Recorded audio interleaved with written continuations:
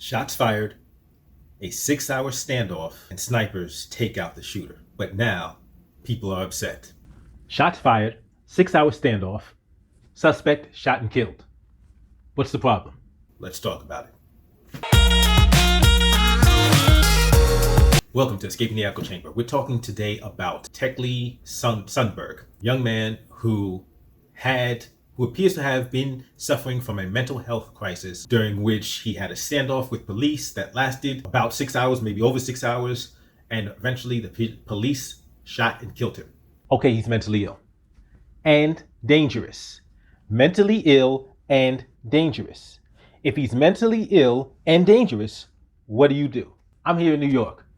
You have mentally ill and dangerous individuals coming on the subway, interacting with people, some violently. The stats are that most mentally ill people are non-violent, are not dangerous. However, when you're dealing with somebody who's mentally ill and dangerous, what would you do? What do you do if somebody mentally ill and dangerous is threatening your safety? Prior to the standoff, he had allegedly been shooting into his neighbor's apartment. She's the one that called the cops. Cops evacuated, they got her out. It seems like they actually evacuated the building to get people out of there, to get people safe. And then they have a standoff, hours-long standoff. There's actual footage of it. People had uploaded to Citizen app of them trying to talk to him, of them trying to get him to surrender, of them telling him they had a warrant for his arrest, they had a warrant to search his apartment or something like that. And even at one point, his father gets on the loudspeaker and tells him, hey, I love you, son. I know you love me. Just end this. He tells his son to pick up the phone, that the negotiators want to talk to him. And it seems, from the available information we have, that he was never able to establish contact with the negotiators. For whatever reason, it seems that he didn't want to pick up his phone. And we're still waiting on more information. His father tried, got on the loudspeaker, got on the bullhorn, whatever, got on the public address system, tried to talk him down. He failed. He tried and failed. I get it. You don't feel good about that. And I'm not saying it's the father's fault. I'm saying it happens. Sometimes people are too far gone. People don't want to respond to whatever help you're giving them. At some point, whether they're adults or not, whether they're in their right mind or not, ultimately they're individuals. At some point, it's on them. At some point, you've done what you can do to help, and now it's up to them to face whatever consequences are in front of them. But his father tried, his father failed. Somebody had to do something. People are upset. You see, the way I figure this, there's two main questions that have to be asked. Two questions I'm asking of everybody who has a problem with this situation. Two questions, because I got to understand this. I got to understand your perspective a little bit better. Because yeah, I get it. If you got an unarmed person, somebody who's not threatening anybody, I get like why the hell are the cops shooting and killing them? Why? From Amadou Diallo, Sean Bell, Eric Garner. It's just crazy. If you got somebody that's a threat, an active threat, what's the issue? Here are the questions I have to ask of you. 1, what do you want? What do you want? And that's a big question. So let me be more specific. What do you want cops to do? And my second question is, how are you going to get it done? How are you going to get what you want done? What's the plan? Those are two questions I want you to think of. People are saying, hey, he was suffering from a mental health crisis. He was suffering from mental health issues. He shouldn't be dead. They are on his block. They were marching. They were having rallies. And Ben Crump is actually involved. Attorney Ben Crump is getting involved and saying, hey, we need answers. We want more information. What is Ben Crump doing here? What is Ben Crump doing here? What is his angle? What is his purpose of being here? Okay, so he wants to represent this family. He wants to talk about police brutality. He wants to talk about, oh, this guy shouldn't be dead. Okay, Ben, how are you going to stop this from happening? Do you want to stop this from happening? Because there's a bunch of people calling him race bait. Like, listen, this not even talking about race. This has nothing to do about race. This is about the potential. Any criticism you have towards Ben Crump would be less about this being about race and more about this being about ambulance chasing. Because if you're making that critique, ambulance chasing, okay, that's a different critique than race baiting. These clowns on the right, that they want to make everything about race when it suits them. And then when things are actually about race, then they don't want to talk about race all of a sudden. Then they oh, why do you people make everything about race? No, no, no. You people make everything about race, but I'm getting sidetracked. The point is, what is Ben Crump doing here? What is his purpose? He's going to represent the family. He's going to get money from the family or exposure from the family. I don't know, because the family has a GoFundMe. I don't know why they have a GoFundMe. I don't know why they need a GoFundMe. But nonetheless, what is Ben Crump's angle? How is he going to stop this from happening? Because they call him the Black Attorney General or the Attorney General of Black America. Well, get something done. Like, do something to actually stop this from happening. Like, just keep responding after the fact. It's almost as if you don't know what the hell you're doing. And yes, there does need to be answers provided. There does need to be more information, because the question is, why did they shoot? Was he presenting an imminent threat, a danger to people at the time that they shot him? That's the question. But while they were conducting a march, a rally on his behalf, in his memory, the mother, the young woman whose apartment he had shot into, shows up to the event. She's not happy. She's not happy because she's like, listen, I almost died. Like, he could have killed me. He could have killed my kids. And y'all are out here marching on his behalf. If I had died, would y'all be marching for me? You know why she's pissed? You know why she should be pissed? Here's why she should be pissed if this is what happened. If they made no attempts to contact her, to see how she was doing, to make sure she was safe, to make sure her kids were okay, then I would see why she's pissed. Because this dude shot into her apartment, almost killed her, almost hit her kids. Like, he put her and her kids at risk. So now if you're the family members, like, your first thing should be like, oh my God, is this woman all right? Now, maybe they did reach out. If they did reach out, then her approach seems over the top, out of control. But if they didn't even reach out to her, if they didn't even try to see if she was okay, oh, we're so sorry. We never wanted him to put you at risk. Like, are you okay? If they never made any attempts to reach out to her to see if she's okay, then I see where she's pissed, then she should be. Because you're out here marching, worrying about this dude that shot at her. And the claims that are being made online, because there's claims on the GoFundMe that she had issues with him before. So this wasn't just an out of the blue thing. And that also now makes you wonder how much about mental health this was, and how much of this was some personal issue that these two may have had. You see what I'm saying? So her response to this could be 1,000% justified if they didn't even bother to check in on her, to see how she was doing, to make sure she was okay. But they're out here holding a march for the dude that almost killed her. So people are looking at this to say, hey, this is crazy. This guy was a bad dude. He was shooting at people. He was shooting at this young woman. Like, why are y'all out here honoring him? Why you're out here up in arms? And then news came out that they had a GoFundMe for funeral expenses for him, and her sister had opened up a GoFundMe for her. At one point, his GoFundMe had more money than hers. Now, I think his GoFundMe may have been started before hers, because now that I looked, her GoFundMe has way more money in it than his. So that narrative is out the window. But ultimately, it comes down to this. Yes, it appears that he was suffering from a mental health crisis. Was there a way to end this without killing him?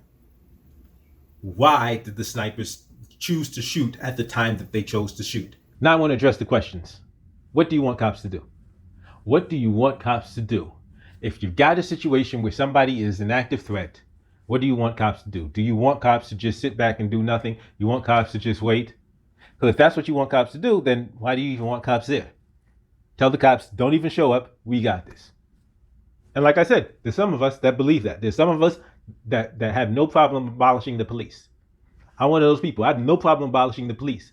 But if you're one of the people that's calling 911 because you're having an argument with somebody, then you're not, no, you need to sit down and realize, like, okay, don't call the police. Don't sit here, depend on the police. And then when they show up, you want to complain about police. If you don't like the way the police are doing it, handle it yourself.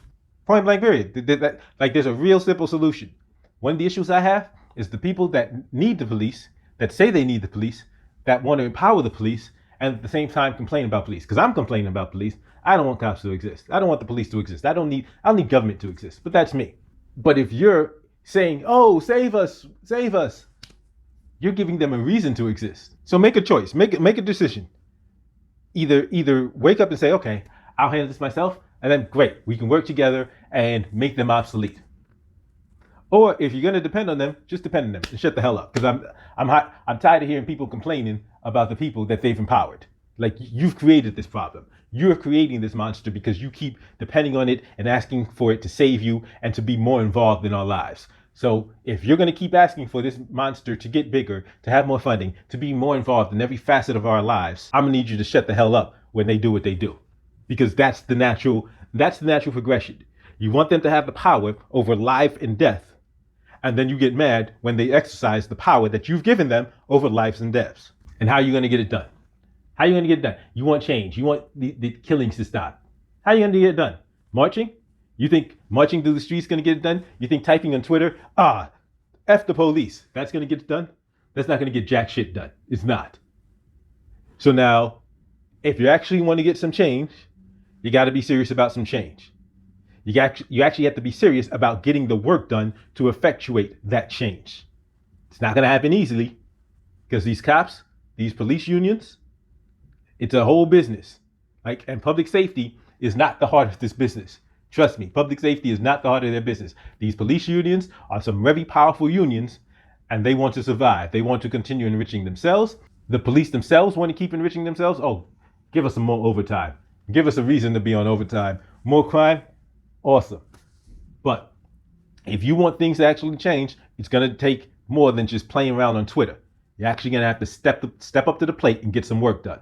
Because at the times that we see in the videos, which is before the shooting occurs, we don't see anybody in direct danger. So, perfect case in point, talking about the Uvalde shooter and them thinking he was just a barricaded suspect. If they think that this guy is just a barricaded suspect, nobody else is in his immediate vicinity, nobody else is an immediate threat from him, is it necessary to use lethal force and shoot him and kill him? So I am curious to see what's going to happen, what more information is going to come out, because, hey, listen, I'm saying there's a lot of cases. There's a lot of cases of people, very dangerous people who are actively dangerous and who still get taken in alive. So right now, some people are upset and they're like, wait a minute. How come this seems like it's always black dude ends up dead, whether there's immediate danger or not?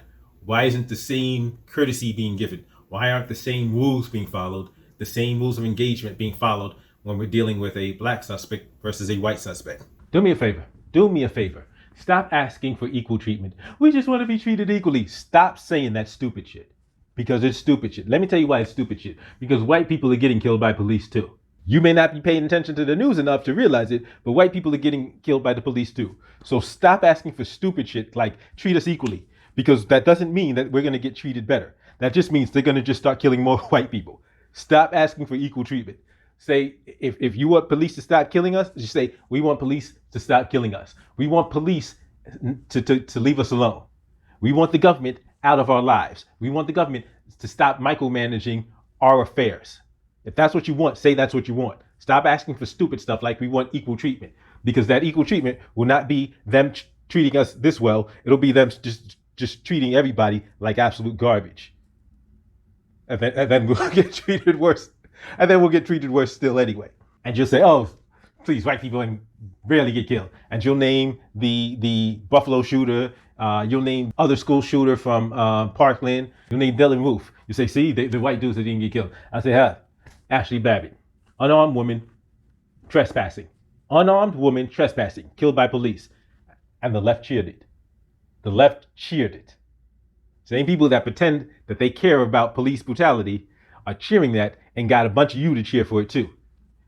And you're oblivious to the fact that, that equal treatment that you keep asking for means that you have the equal right to get shot dead like Ashley Babbitt for trespassing. That's what that equal treatment will mean if you keep letting them control your narrative.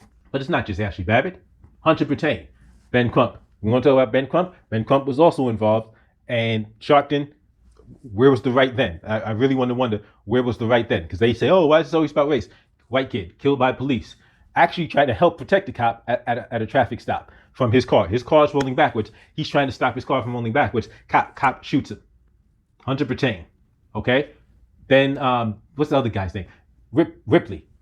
Another guy that just shot an active shooter was murdering cops. An active shooter who was targeting cops. This guy shoots the shooter. The cops shoot him. So, like, pump your brakes with that equal treatment stuff. Because white people is getting killed by police. The news is the media is crafting a narrative because they want you to ask for stupid stuff like equal treatment. They want you to ask for equal treatment, and then when they say, okay, we'll treat you equal, they'll say it, and that just means that they're just going to start reporting on all the white people they're killing too. That's it. No, equal treatment is not what we want. We want freedom. We want liberty. We want to be left alone. We want the ability to live our lives in peace and safety. And by safety, we don't mean them protecting us. We mean we protect us. We protect ourselves from randos and from them. That's what I'm talking about. So we're going to wait for some more information that should be coming out later on this week. They said they're going to be releasing body camera footage, and they'll probably be releasing some statements as to why the snipers actually decided to shoot at the point that they decided to open fire on him. So you tell me, who do you agree with? You think I'm on point, or do you think the other dude knows what he's talking about? As always, thank you for checking out this video. Don't forget to hit that thumbs up, like, share, subscribe if you haven't subscribed already, and I'll see you next time.